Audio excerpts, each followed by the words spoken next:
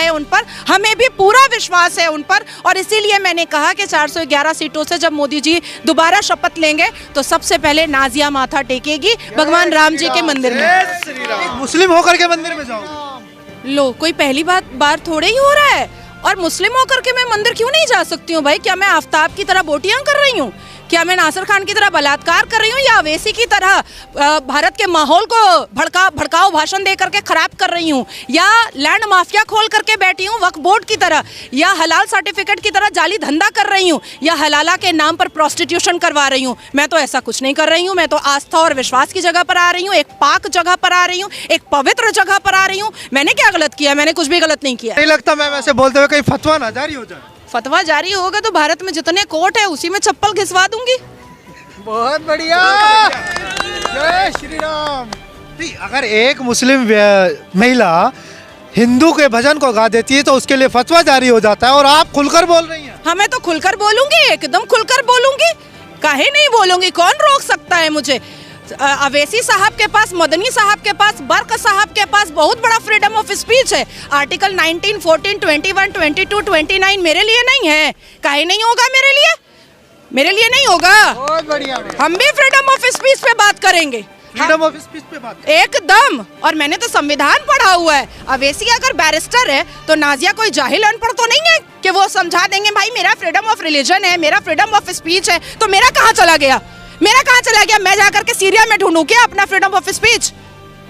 मैं सीरिया में ढूंढूंगी क्या? बहुत बढ़िया, बहुत बढ़िया। फ्रीडम ऑफ स्पीच की बात कर रहे हैं तो बात भाईचारे की करिए ना। ये तो कहीं ना कहीं बोल रहे हैं कि धर्म के नाम पर, मंदिर मस्जिद के नाम पर बार बार माहौल खराब होता रहा है। चलिए भाईचारे की बात करते हैं। ज्ञानवापी दे दो बिना लड़े। बहुत बढ़िया।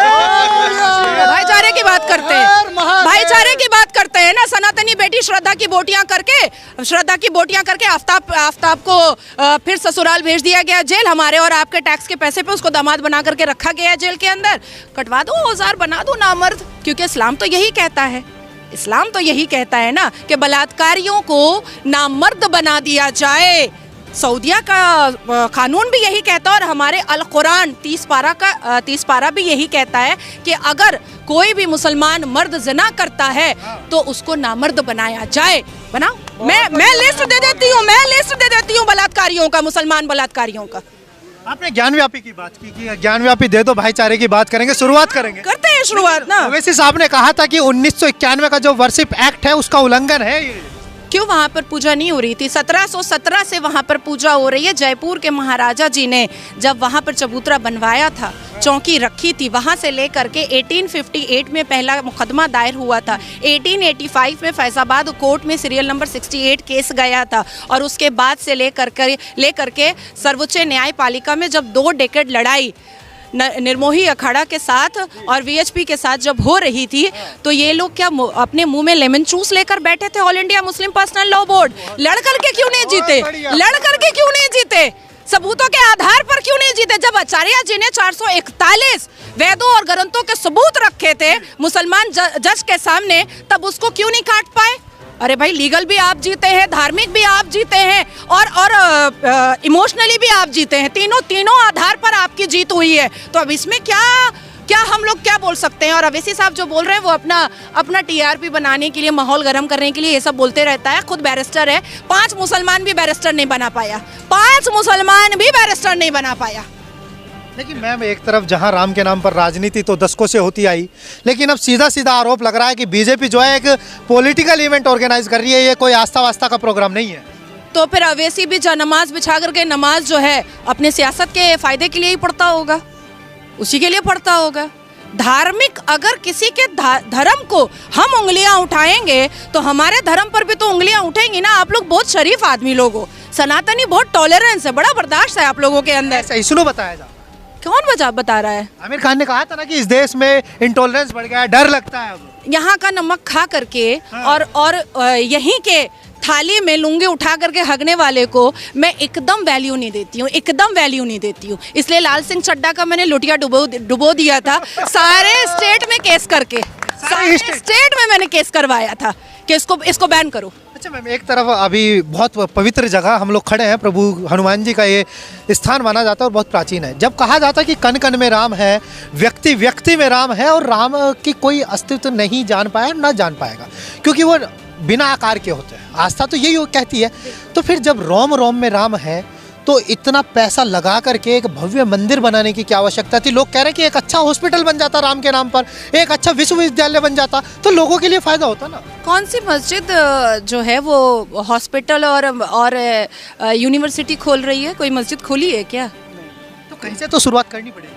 नहीं, सारी मंदिरें सरकार को टैक्स दे रही हैं, सारी मंदिरें यूनिवर्सिटी खोल रही है, कैंसर हॉस्पिटल खोल रही है, गुरुकुल खोल रही है। मंदिरें तो बहुत पार्टिसिपेट कर रही हैं, बहुत, और अपने अपने पैसे से पार्टिसिपेट कर रही हैं। और राहुल बाबा के अब्बा जान ने बनवा दिया क्या मंदिर?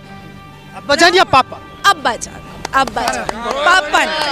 अरे कश्मीरी पंडित है, मैं ऐसे ना। उनके घर में उनके कौन है कश्मीरी पंडित? राहुल गांधी है? खानदानी मुसलमान है। हाँ, देखिए अंकल जी एकदम सही कहे हैं। 1954 दत्तात्रेय को मानने वाले। सुनिए 1949 में अजमेर शरीफ गए थे नेहरू साहब। हाँ, नेहरू मामू बनाए हैं हम लोग सबको, आप लोगों को कुछ ज्यादा ही बनाए हैं। चाचा वो है नहीं, वो मामू बनाए हैं आप लोग सबको। अजमेर शरीफ गए 1949 में, और 1950 में एक मंदिर का उद्घाटन हुआ था, वहाँ नहीं गए थे। 1955 में जब सऊदी अरबिया के शहजादे आ रहे थे, तो सारी मंदिरों पे पर्दा ढक दिया था और ला इलाहा का बोर्ड लगा दिया था। 1966 में इंदिरा गांधी ने साधु स्लॉटर करवाया था।